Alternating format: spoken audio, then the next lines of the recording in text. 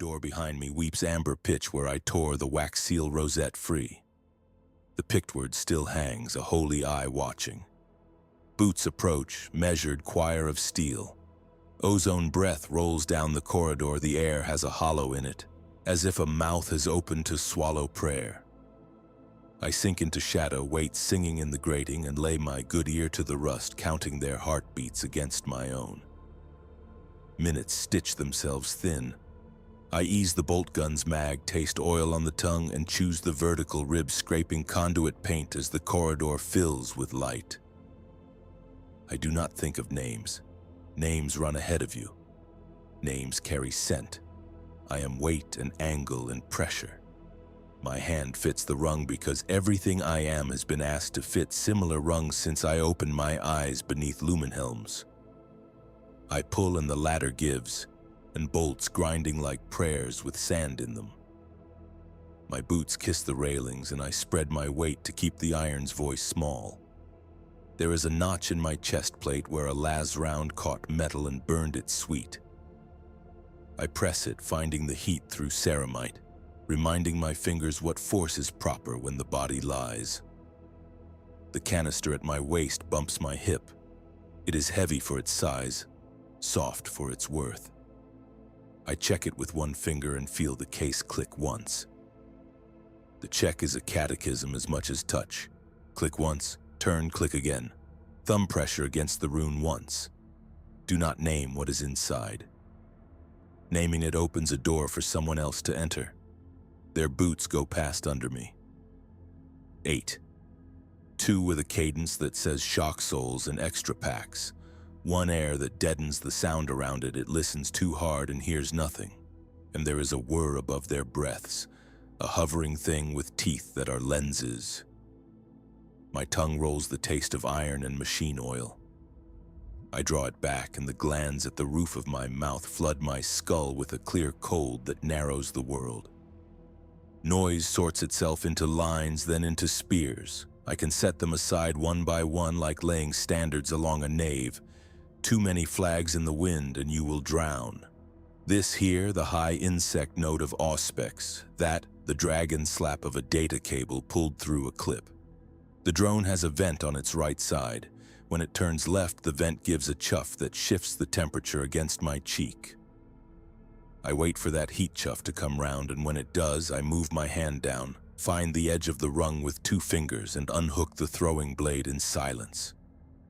The throw is not mine, and the throw belongs to wrists built for it. I let it out of me and watch it go like breath. It hits the vent mouth and the drone coughs smoke and drops like a sensor run dry. Light convulses against the floor grating and goes out.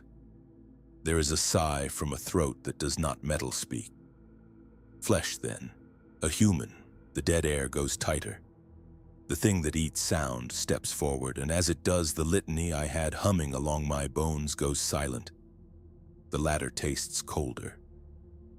I do not think of its absence as anything other than pressure. Sometimes a word pulls up a shape behind it like a net dragging a thing you did not want to see.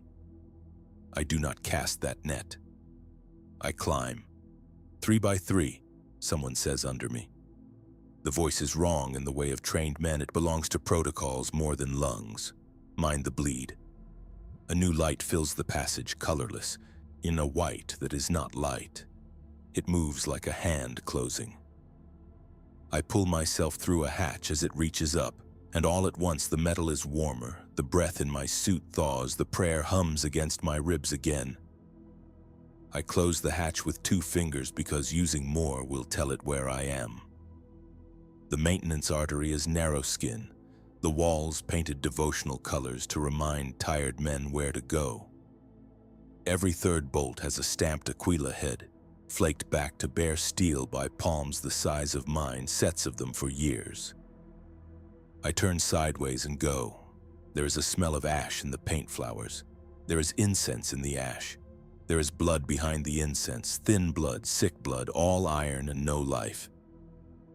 The artery opens into a pocket shrine where a saint with a broken nose holds out both hands for offerings.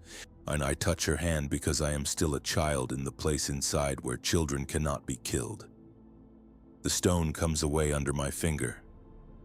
Everything breaks if you carry weight long enough. Bolts ping behind, angled ricochets searching. I take one long step to the arch and let them find only where I was. A finger width of loss lances past and cuts a votive rack in a clean sheet of light. The candles do not go out even when they are halves of themselves. I move on. Their breath pulls the hollow with them. I can hear its edge now like a scrape of glass. When I think of breathing, it stops. My hearts do not slow. They have their own schedule, and the glands that feed them do not suffer counsel. But there is another beat, an old beat from before I belonged to this.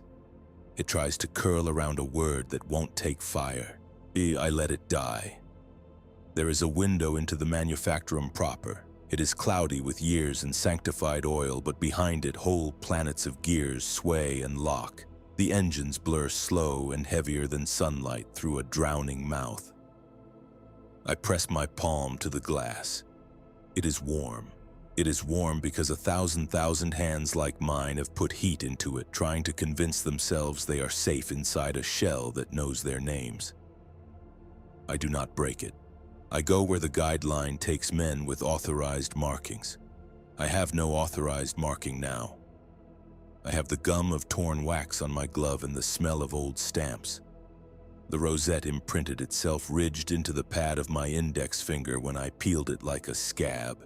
It has not left. It feels like a word burned under the skin. I rub it against the wall to try to wear it down and leave a smear. A smear means passage. A smear is a map for the ones with backward eyes. I pull a lever that is prayer bent to my height and slip into the return duct. The air is thick and damp and smells of men hid here before me with less years in their bones. There are nails stuck to the walls, pulled by the draft's little hush into a new alignment that keeps them ready. A dead rat is mummified into a furred icon along the base. I shrink myself the way I know how, drawing my shoulders over, tucking the neck seals into themselves. The canister clicks again. I whisper into my teeth to it. Whispering is not words. It is the shape of hands around a small flame. They are in the duct now. The blank comes last. It tastes the trail we leave in heat and want. If I let my breath go too long, the nothing there will find the edges of it. And I press my throat with a thumb until the desire to breathe becomes an instruction wearing a different uniform. I only obey the one my tongue asks from. Light from a lumen comes in like water pushes under a door. I take a slow mouthful of metal and grime and prepare to taste blood, because tasting is a promise to the body that something is coming to make it necessary. They sweep the light left to right, old habit. On the right there is only wall. On the left there is a corner. Corners think they hide nothing, but everything hides in the gestures men make without looking. The light returns to center. I am not there. I am on the ceiling because the duct is small enough that the weight of me makes it believe the ceiling is a floor. My gauntlets magnets kiss the panel and pretend to belong. Sweat runs down my spine and does not cool. And the blank's field makes sweat forget it is water. One of them whispers a word through vox that I hear through steel. The word is the name of someone's mother, left out like bait. I do not have that kind of mother. I let it pass. The world bends around the blank, and the saint's broken face looks a different way in my memory. The one on point reaches the bend and leans a shoulder. The duck's ribs creep like old trees. There is a slight vacuum where the blank steals language, and in it the spin of his hotshot pack whispers urgent things. He shifts. His rifle comes up. When it does, I drop and take his face with my knee. His helmet folds. Bone becomes a question with a slow answer. My knife remembers who it is. The second one howls behind a filter. I do not let him finish. The blade finds the soft at the hinge of his jaw and goes on. And the light ricochets, the lumen trips, the world breathes in stars for an instant. Silence eats the spear of my own oath back into me just as I open to shout. The shout strangles into a sound like a child that cannot get milk. The blank is here. No, not that word. Not there. The blank is a shape in the shape of a person because it has to come from somewhere. Its hood is a place where rain refuses to touch. The air around it is thinner, my palms ache as if the lines inside them are being rewritten. The litany boards in my skull, every nail working free. The years in my bones unhook, finding they were only paper garlands. I take a step toward it because this is the direction I go when I am afraid. Boots spark. My vision coalesces into rings like a tree cut wrong. The rifle I took coughs on burst, and the hotshot rounds cut the duct world into pieces and the light climbs out screaming. Something hits my left side. It is heat and pressure and force and then cold. The canister at my waist kicks me like a night birth. I hit the wall. The wall remembers other impacts. It is happy to see me. I reach for the canister before I reach for my knife, before I reach for breath. My palm slides on wet. The click is wrong. Open is not supposed to be an instruction. My fingers close on glass where steel was. Shards speak to my glove in a language of edges. The cold on my thigh is a specific cold, a nursery cold. Loss with hands. I look down without choosing to. Milky fluid streaks my plate and drips into the floor grate in long ropes. Inside it are two small things the color of raw teeth. They pulse once, like starfish, slow, and the second one does not pulse again. My breath tries to pull the nothing in and make a cradle with it. There is no cradle.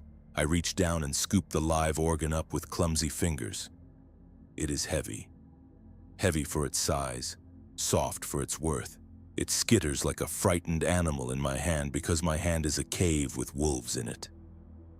I push it toward the ruin of the canister mouth. The glass licks at me where it is sharp. I try to be precise. Precision was taught to me by men who had fewer fingers after. The organ slips back out of me like a fish a child cannot hold. It falls. It hits the grating.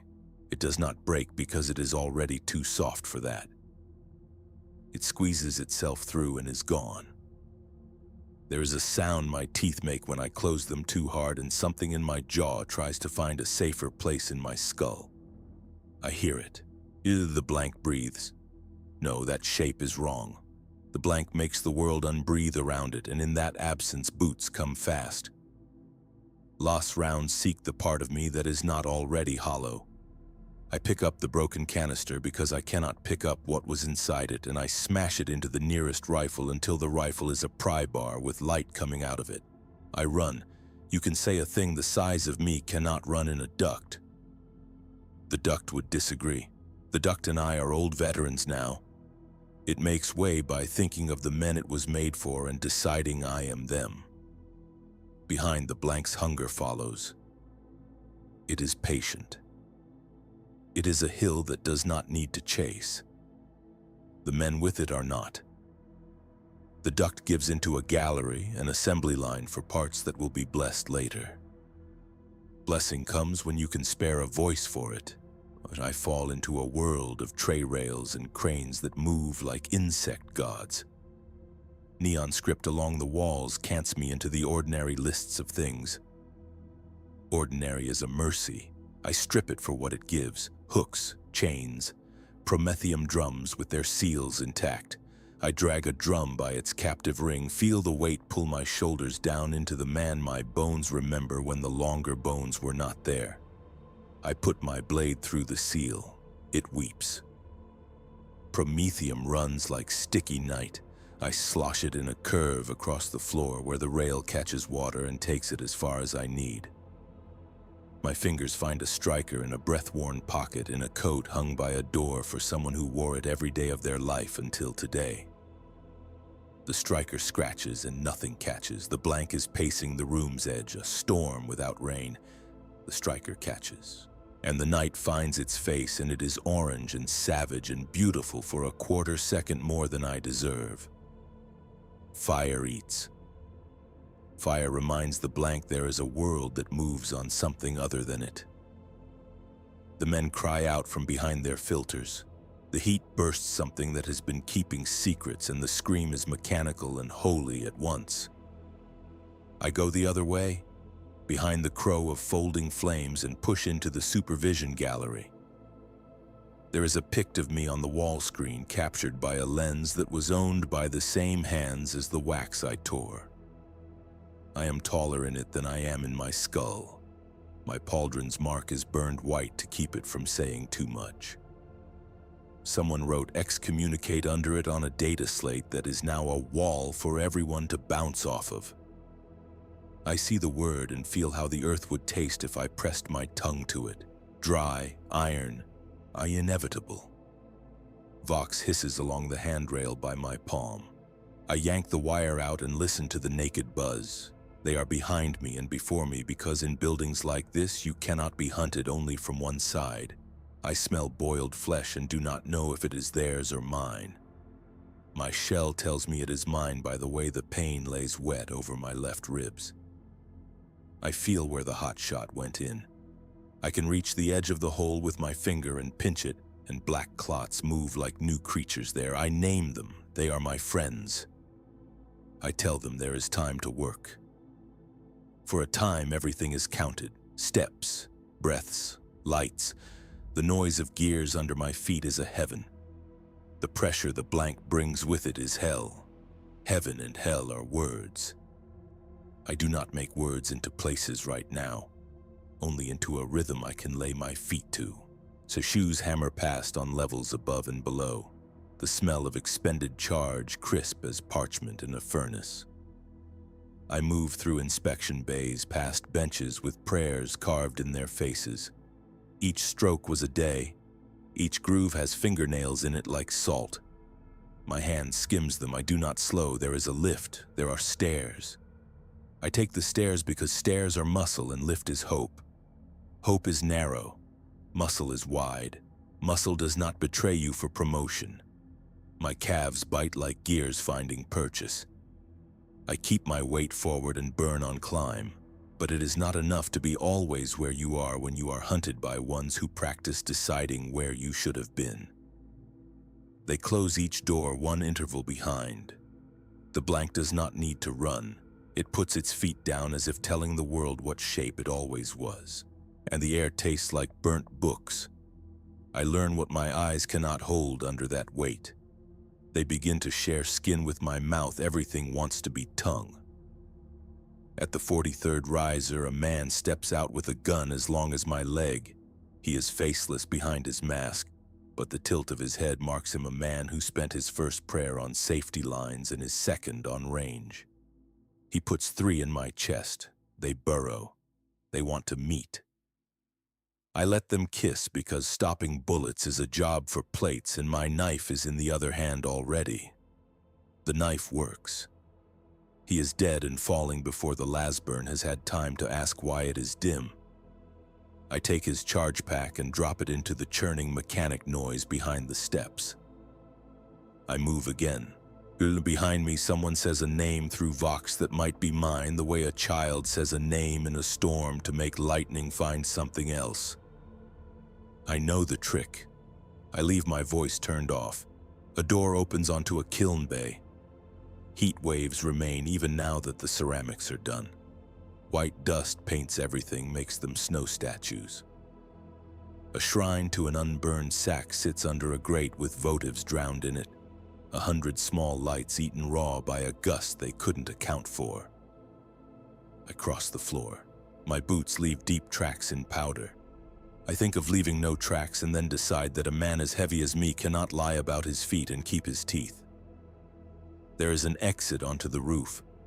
The old heat makes the ladder sigh with my weight the way a long-married bed might take a last lover. I climb. The sky is a lid with the paint scuffed off. Wind licks the soot, and the manufactorum sprawl goes on until it meets itself. Banners hang dead, wet with mist and ash. There is no safety in a roof, only more angles.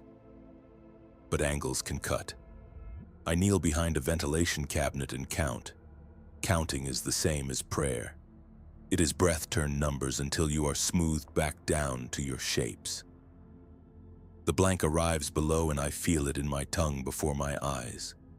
It steps through the dust I made and clouds do not move even when it looks at them. There are 11 with it now. 1 limps. 2 carry heavy lines and coils a net of something that tastes like coins when I inhale. And they mean to throw it over what I am and turn me from a door that cannot be barred to a vessel that can be stoppered. I have crusted promethium on my knife and blood on my tongue and a chest where fine work is being conducted by blind animals with my best interest tattooed in their small intentions.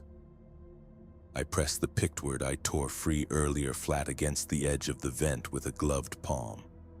The rosette resists for a heartbeat and then yields to the small heat I have left. The seal takes the shape of the metal and I leave it there, a kiss with a tooth in it. Maybe they will see it and think I went down. Maybe they will follow the thought I left rather than the heat I carry. The heavy-line men take stations. The limping one swears and looks up. His mask is cracked. His eye under it is blood pink. He sees me. He raises his hand. I stand. Standing is not courage. Standing is the thing the body does when the mind has run out of rooms to hide in. I raise the rifle I took with the barrel scorched and the charging indicator dead. The click is wholly human and wholly without mercy. The pellet in the chamber leaves a wound in the air and tears the limping man's throat open.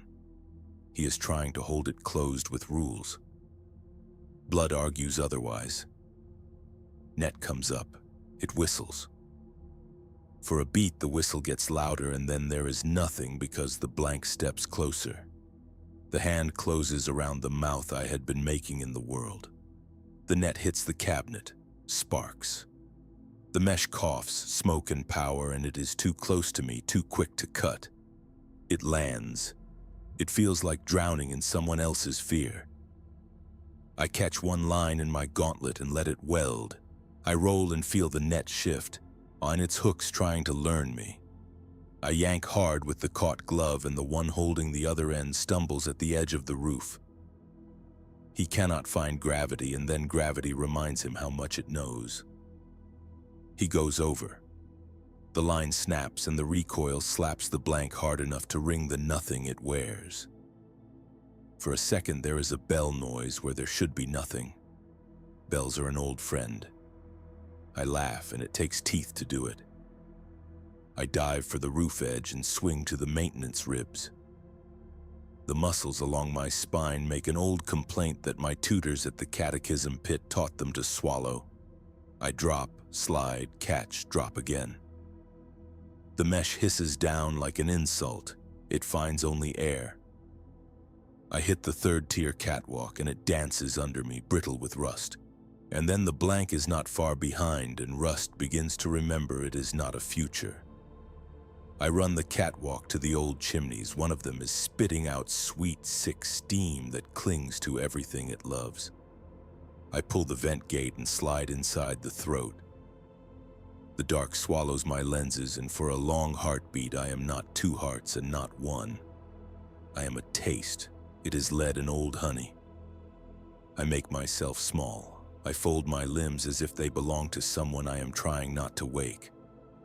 The narrow holds me as a mother would if I had that word to hand.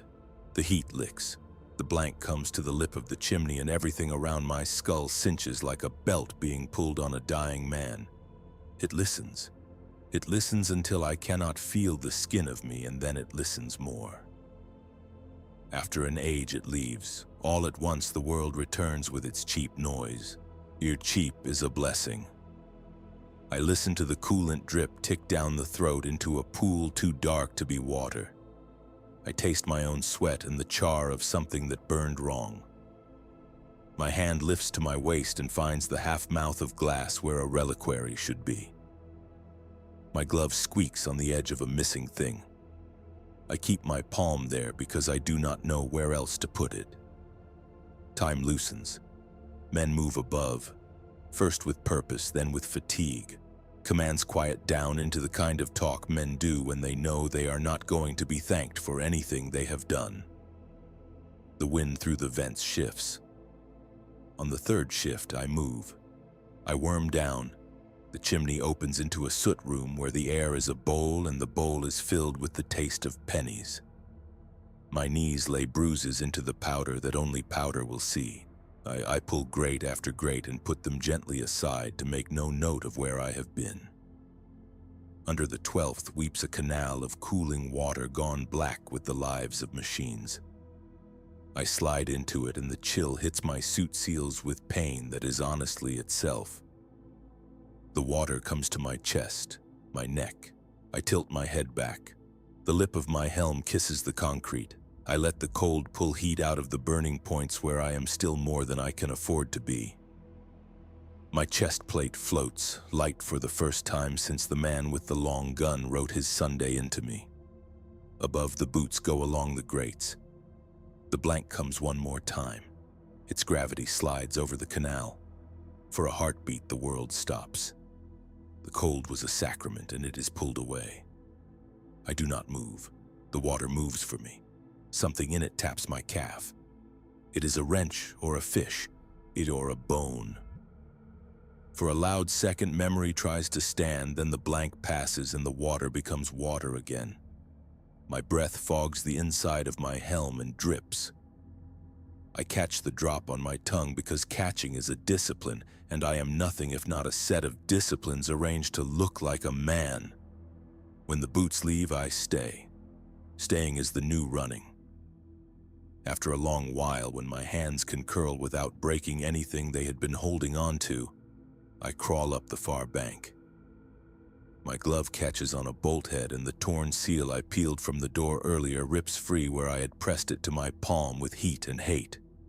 It has been riding with me, red and ridged in the seam of my gauntlet. It drops into my hand. Its teeth marks fit the glove like a lover's. The wax is grainy with dust and soot and something pale. I do not look for it. I press the seal into the concrete beside the canal and it sticks there, crooked, a holy shape looking the wrong way. I lay on the wet concrete with my head turned toward that crooked eye. Water soaks the back of my neck and finds the seam at my gorge. It runs down into the plate and hisses where it meets what is still too hot. I let it. It will pass. Everything does when you keep moving long enough. A drop falls from the curve of my helm, takes the soot with it in a black tail and hits the rosette. It clings for a second, fat and impertinent, then runs into the carved lines and fills them until the red looks darker, almost alive. I put 2 fingers to it. It is cold. It is wax. It is what they hunt with and what I carry, still stuck under the plates of my glove.